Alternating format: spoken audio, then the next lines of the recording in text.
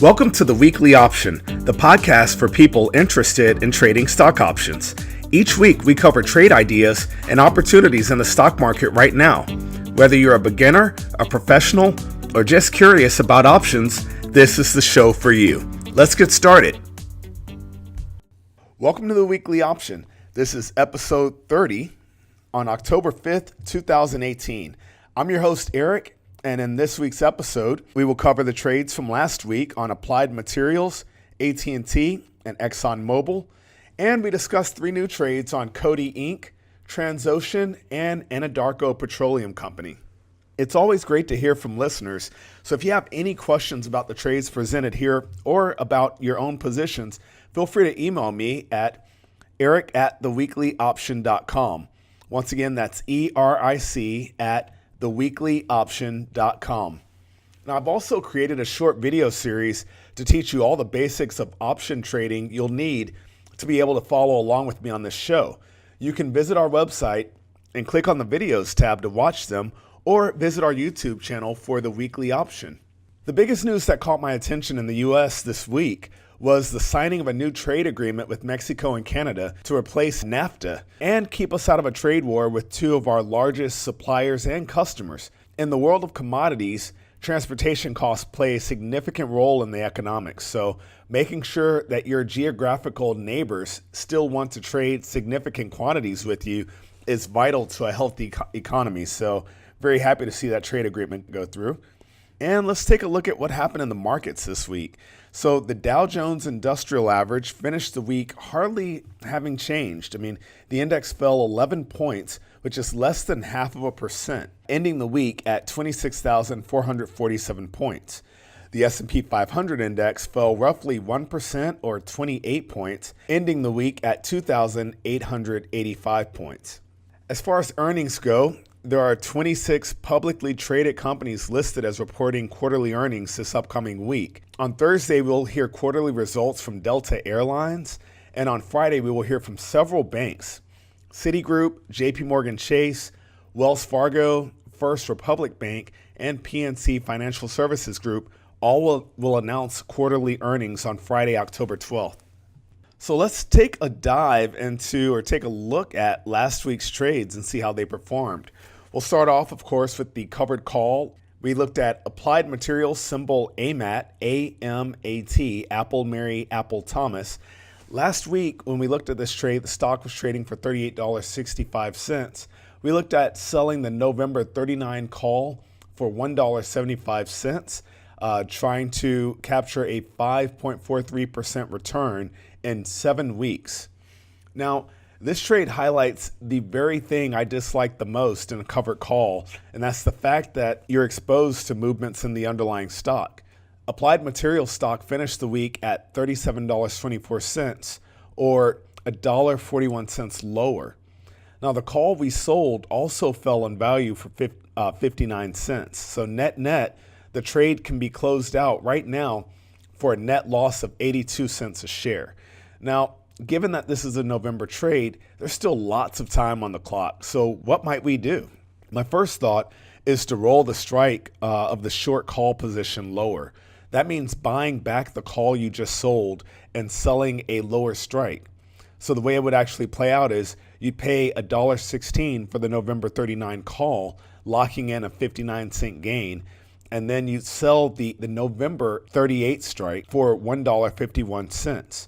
That creates a lower break-even price for the position, for the actual stock position, and it buys us some more time to make this a winning trade. So considering the 59 cents you locked in when you buy back the call that you sold last week, and adding that to the $1.51 you will sell the November 38 call for, it's like selling the call for $2.10, wiping away the $1.41 drop in price of the stock and keeping your return outlook pretty high.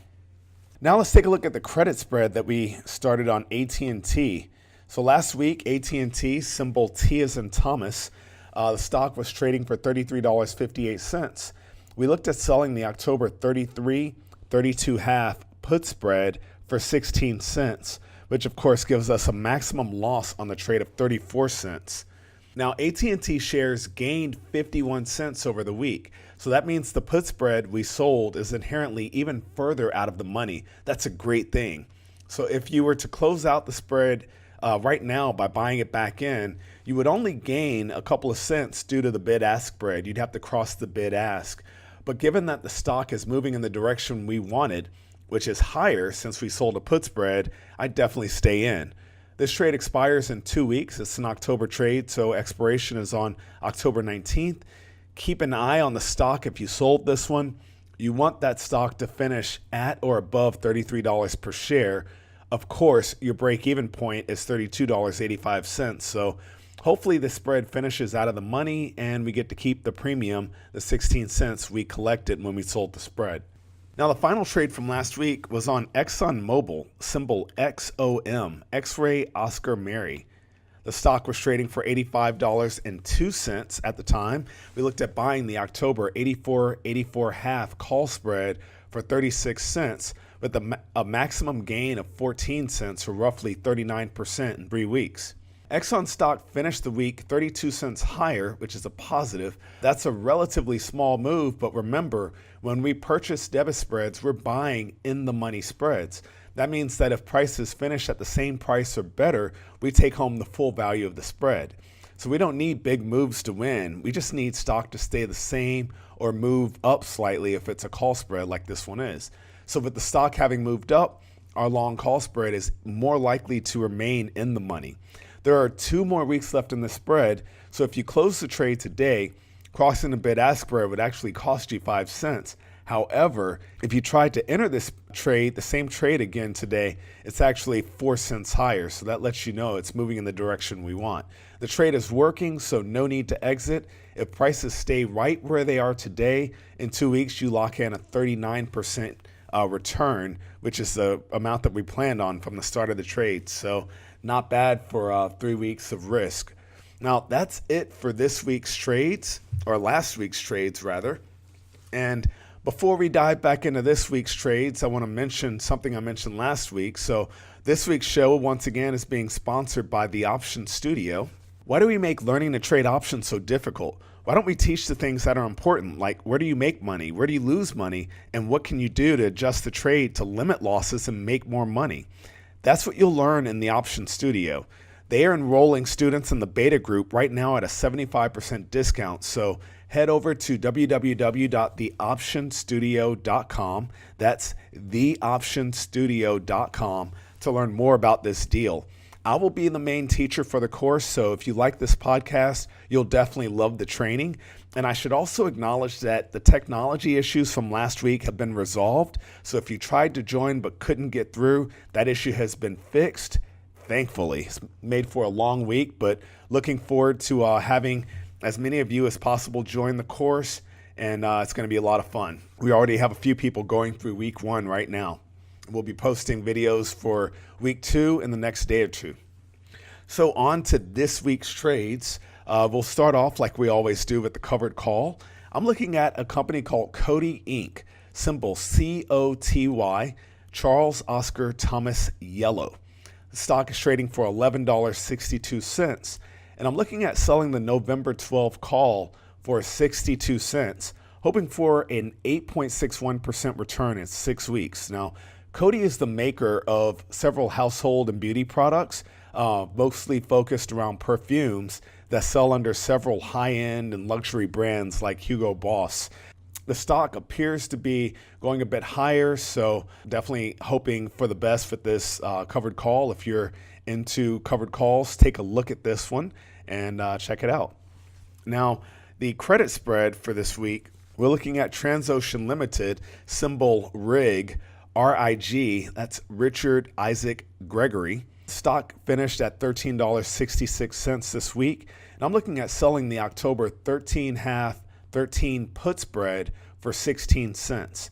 Now, you would enter this trade by selling the October 13 put for 34 cents and paying 18 cents for the October 13 put. Now, this is a 2-week trade. So given the limited time frame, and if you guys have listened to this podcast for the last few months, you'll know what I'm talking about. given the limited time frame, this is a risky trade because we won't have that much time to adjust it if it doesn't move in our favor. But I always like the idea of being able to, collect some of this premium, and I mean it's relatively high premium for 2 weeks. So definitely keep an eye on this trade if you decide to trade it, and we'll definitely discuss it next week. The final trade for the week is our debit spread, and I like these spreads because they give you a great possibility of a high percentage return in a short amount of time, while also limiting your loss to the amount of money that you paid for the spread. So we're looking at a debit spread on Anadarko Petroleum Company, symbol APC, Apple, Paul, Charlie. The stock finished at $69.12 this week. And I'm looking at buying the October 68.5, 69 call spread for 33 cents, hoping to gain 17 cents or a 51% return on our capital in 2 weeks.